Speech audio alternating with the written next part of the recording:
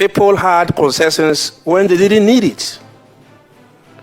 There's evidence where some people have concessions that they didn't need it. They didn't even know where the land is.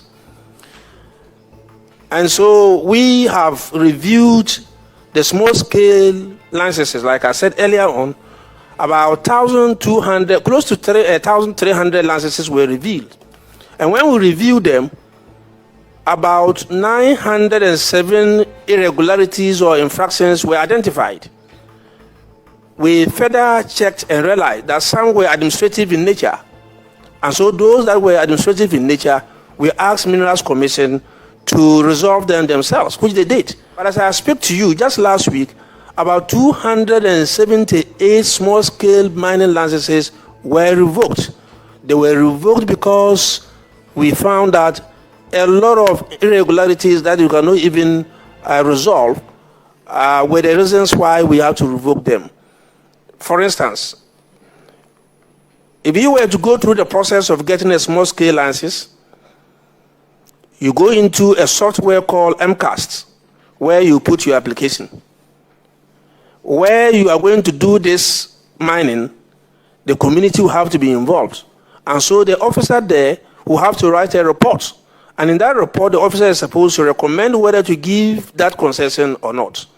We found out that even in so many cases where the officers had said that don't go ahead, these are the reasons why I'm asking you not to go ahead, some officers went ahead and approved and gave out those concessions.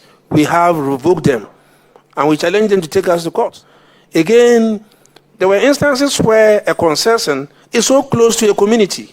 Indeed, if you were to mine, you end up mining within the houses of the people.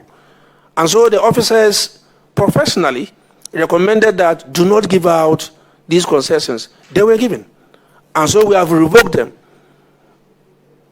In other instances, there's a high tension line running through the concession, and the officer will say that do not approve. These were approved. We have revoked them.